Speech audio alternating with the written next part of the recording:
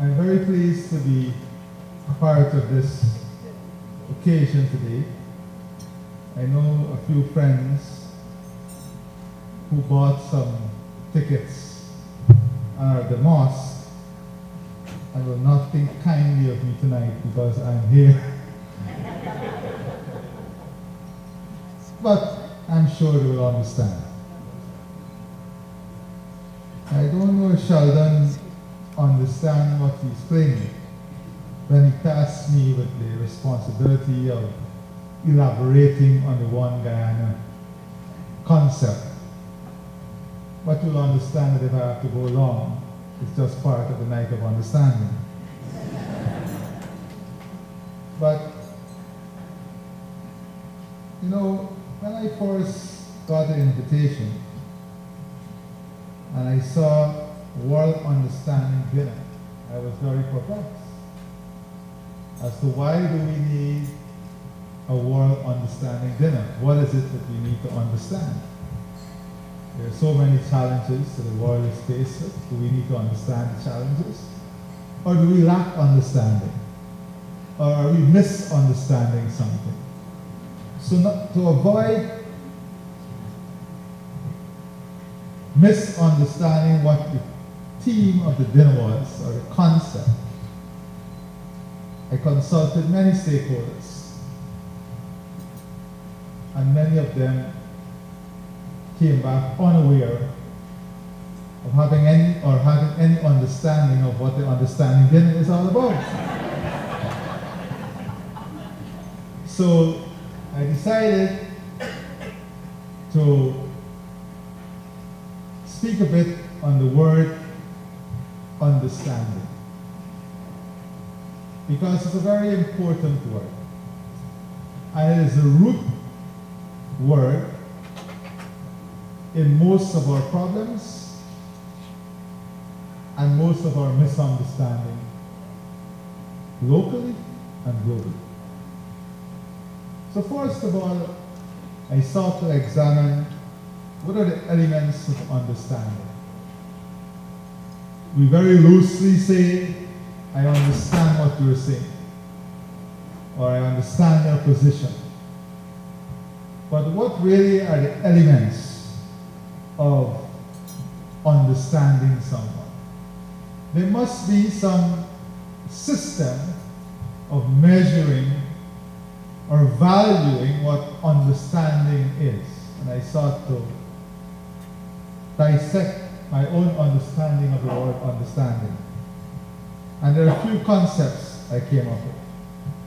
First of all, I don't believe we can understand someone if we refuse to listen. Half of the time, we misunderstand each other, or we have a misconceived notion about each other. It is because we either avoid listening to each other, or we don't spend time listening to each other. And if you get into a fight like Robert Passard, you won't spend enough time listening because you're trying to win the fight, so that you will never come to a position of understanding. I'm not saying Robert is in a fight or was in a fight, I'm just saying. So we have to look at our ability to listen, and how our ability to listen allows us to understand each other, allows us to understand problems, circumstances, difficulties, allows us to understand the environment in which our help is sought. Like Eurotarians, your help is sought and was sought in a very difficult environment a few years ago with the pandemic. But in line with your call to service and duty, you had no other choice but to respond, because that is the core understanding of who you are as an organization. That you must be selfless in responding to problems, challenges, and giving service wherever service is needed. My dear friend mentioned the figure of $4 billion, I think.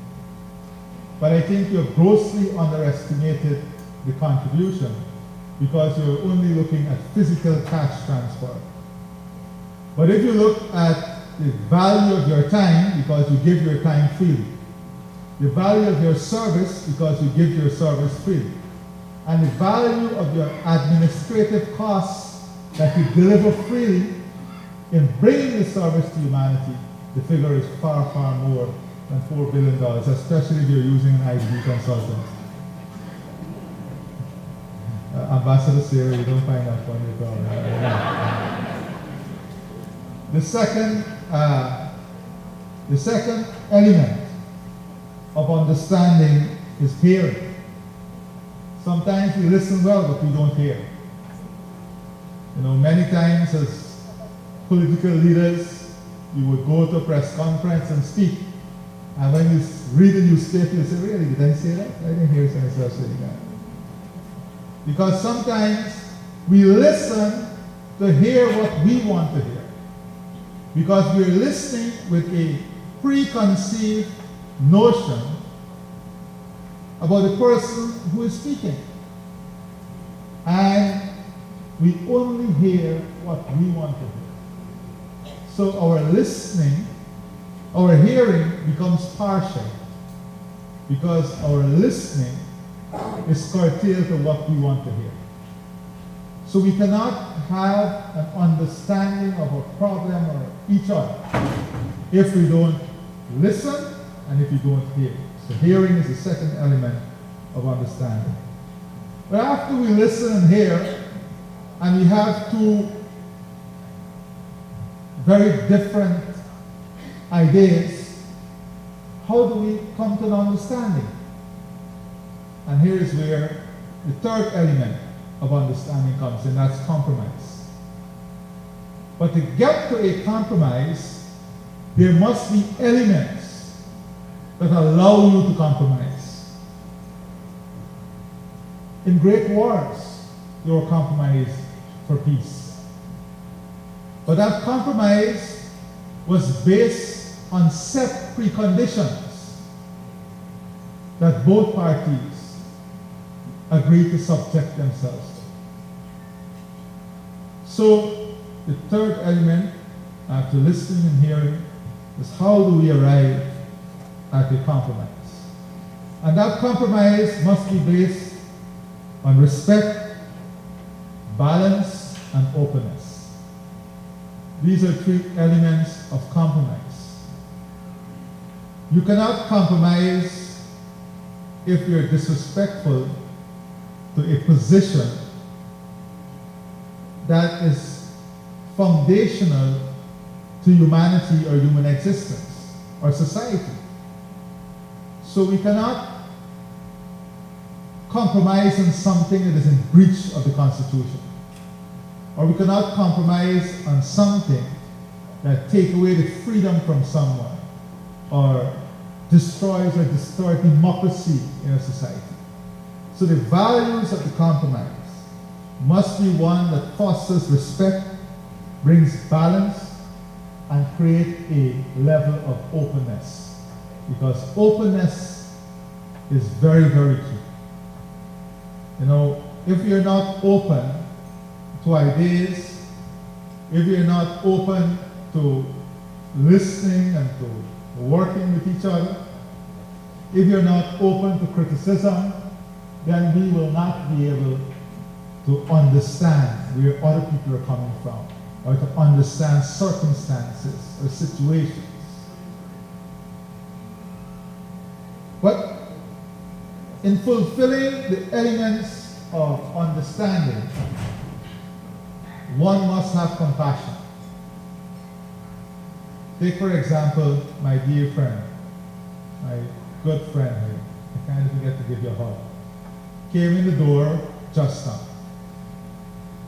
And she had nothing to do because she was coming with something to give someone. She had nothing to do with the door closing in a very hard manner. So someone sat there and said, why did she slam the door? Now, that's a prime example. without understanding the circumstances of the person coming in with a waiting, both hands occupied, and Dave did not fix the hinges on the door so that it can close smoothly. But then someone in the audience say, "What is this? What kind of service is this?" And that is how we get misunderstanding. Because many times we are all guilty of not examining an issue in its totality. We are all guilty of passing what we call premature judgment on others. Based sometimes purely on mood. In Guyana, a lot of things is done purely on mood. I'm a bad mood, don't tell me nothing. I don't do this. Right? Somebody might get a chicken just so I ain't do this no more. I just waste my money here coming here. Not understanding that the cause is not really dinner, the cause is contributing to something that is much larger than the dinner. And it's important. It's when you go into the elements and understand how important this word is and how rooted it is in everything we do and how we perceive life, you know, then we understand how important today is. Many of our unhappiness, whether it's in your home, within yourself, self-happiness, comes from our own misunderstanding of things, our own perceived understanding of things. We have to understand that there are challenges in life. We have to understand that there are difficulties in life. We have to understand that there are storms that will come our way. But in understanding that, we have to develop the elements that will allow us to overcome these difficulties, these storms, these circumstances. And that is a core part of one Guyana. We'll get to it. So, the elements of understanding is captured in two words, I would say, very humbly. Those two words are compassion and humility. If we cannot have compassion for each other, if we cannot see each other as equal, if we cannot see the pain of another person, if we cannot position ourselves in the difficult circumstances of someone else, you can never have an understanding of their situation because you are not allowing yourself to have compassion.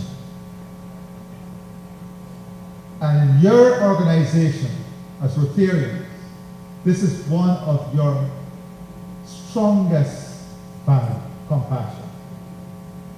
Much of what you do is because of your compassion for humanity, your compassion towards service, your compassion towards your fellow human beings.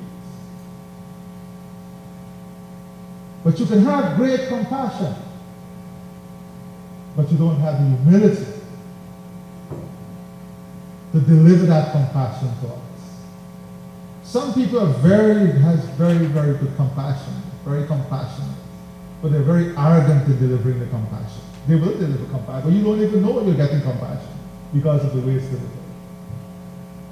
So, understanding the frame in which compassion should be delivered, the concept of humility, I think, is very important in this whole understanding of the elements of the word understanding. Now, apart from the elements of understanding, what are the values or the value system of understanding? In my humble opinion, there are four key elements to the value system of understanding. One is trust. Many times, and I'm very happy tonight that none of the jokes were on politicians. Probably that's where the jokes are. One of the key value of understanding is trust.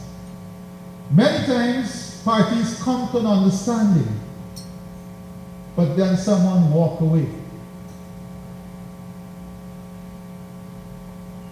So trust is an important element of understanding. If you don't trust each other, there are serious problems in understanding each other. If you don't trust each other, you have serious problems in moving past a problem. I see many of the guys smiling at me. I don't know why Bishop's smiling. Bishop, suddenly you on your phone. But trust is an important part of the value system of understanding. Another part is abuse. People can abuse your understanding sometimes. When you demonstrate an ability to be understanding to problems and people can abuse that understanding. We all have an understanding that we must live in a free and democratic society, but people can abuse democracy and freedom. We all have an understanding that the social media is free for all, but people abuse the social media. We have an understanding that I give you my phone number, you can contact me if it's an emergency or something, but some people abuse it, they call every second. They don't even call for their problems, but they call for the whole street problem. So, this is where it ties into respect. Because if you abuse the understanding you have with your neighbors, your friends, your family, society, if you abuse our friendship with the US, with the UK, with Netherlands, the EU, with Trinidad, with Mexico, if we abuse our relationship, we're going to destroy it eventually. So, respect and abuse comes hand in hand, because sometimes you don't even realize you're abusing the position you're in. Value. How do we value understand? How do we put a value if we are working towards coming to a compromised understanding of a problem? What value do we put to it? And this is especially important in societies that are diverse as ours. Because we have to have a thorough understanding of each other, whether it's culture, traditions, political views. In an organization like yours, there'll be many views. You have to understand the different views and assign value, weights to those views. One of the difficulties with understanding is misunderstanding. And a lot of times we move from understanding to misunderstanding based on perception. So, in my humble opinion, perception must never be the basis through which we undertake an understanding of an issue. It must be based on facts, reality. It must be based on tested principles and our perception of things.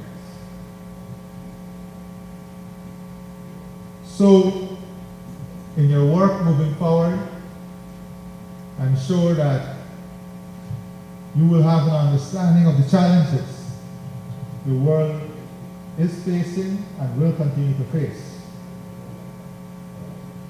Whether it's climate change, food security, or energy security, these are the core challenges our world will face. Unfortunately, these challenges affect every aspect of life. It affects economies, financial systems, stability of governments. It affects the very existence of humankind. And these challenges that we're going to face require organizations like yours to play a stronger, more robust role. But to play that role, we first have to have a full understanding of how these challenges will evolve. And in understanding how these challenges will evolve, to then position yourself to confront these challenges and help to navigate the consequences of the challenges in the future. And I think this is where a lot of your future work and emphasis must be directed. How you can partner with the government of Ghana. And I want to pause here to recognize the tremendous work of all of you. The tremendous work over the years during the pandemic, your selfless service, that individually and collectively as groups, and I want you to give yourself a resounding round of applause.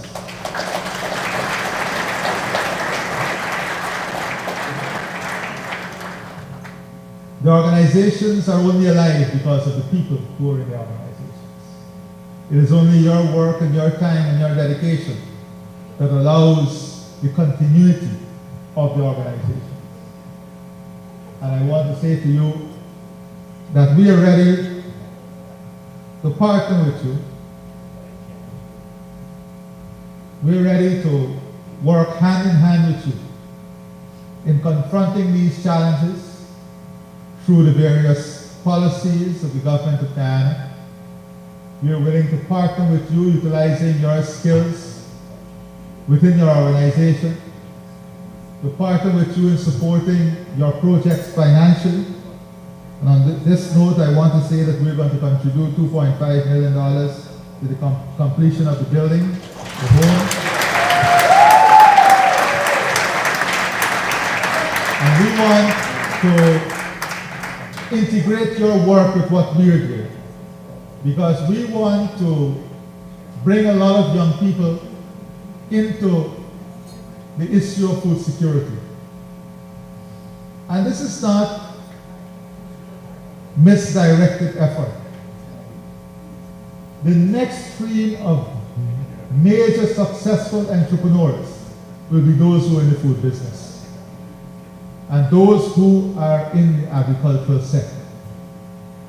What we are doing is investing in the technology to make it more welcoming for young people. And here is where we can partner. We can partner together as we seek to position Guyana as an important regional food hub. The healthcare system and education system that we're building is second to none. We want Guyanese to have the best possible healthcare and education. But we're not building a healthcare system and an education system only for Guyanese at home. We believe that this can be an important revenue earner for the country. As a result, we are bringing in private capital and private investment, having the best providers of healthcare help us through this development phase so that you can live in a country that delivers the best global healthcare and education as part of our economic and social diversification. Those are the things that we're working on. I do not want to keep you too long. I do not want to abuse your understanding of having me here. But I just want to come, I do not also want to do an injustice to the question posed by Sheldon. And I'm just going to highlight a few elements of the One Guyana strategy. The first underlying principle of the One Guyana concept is investing in our people. Not investing in a political party or investing in a political statement. Investing in our people. Building our infrastructure, our social services, building our governance system to support all the people of our country. Investing in every single Guyanese. That is it. important element. Investing in our people must be done on some system that comprises of the values, the morals and ethical standard of what One Guyana stands for. It is not a free-for-all. One Guyana must stand on some ethical and moral values. There must be a value system that supports this One Guyana tree. It must be rooted in some value system. Very key, already in the Constitution, but all of us must embrace it. We must be against every form of racism. Every form. We must embrace democracy and freedom and hold it close to our hearts. We must have respect, tolerance. So that's the second aspect. I'm just going to give you the broad aspects. The third aspect is building trust and strengthening partnership. We understand that this One Guyana concept cannot realize its full potential if we do not build trust through partnership. So we are outlining a clear strategy through which we will enhance trust through the building of partnership. Religious partnership, social partnership, political partnership. Partnership at every level of our society. The fourth element is that One Guyana must stand on good governance. The governance system must be efficient, reliable, and delivers every day in a fair manner to every Guyanese. So the governance system, good governance, is an important part of the One Guyana concept. The One Guyana concept will also speak about our cultural heritage, safeguarding and promoting our cultural heritage, ensuring that in the One Guyana we are building, there is enough safety net to protect the vulnerable and the poor, the disadvantaged, so that all Guyanese are brought along at the same time, so that disparity and inequality can be reduced. That is the purpose of social safety nets. It is about religious freedom. It is about dignity and pride. We must live in a country in which we have pride and in which there is great dignity. One in which we will feel ashamed of ourselves if we throw a paper on the ground. One in which we will feel ashamed of ourselves if we refer to each other in a racist manner. One in which we must feel ashamed of ourselves if we do anything to damage the economic and social fabric of our country. That is what dignity and pride is about. When we lift our heads and our hearts and square our shoulders on the song of the national anthem, it must ignite a certain level of pride and joy in us that takes us to a place in which we find peace and comfort.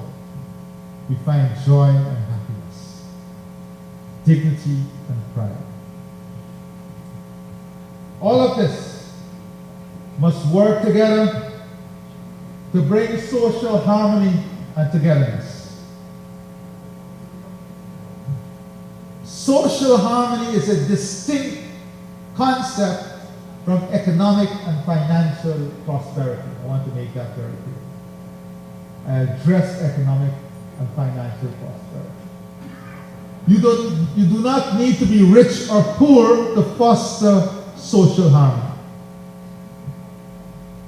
Your poorness is not an excuse not to foster social harmony.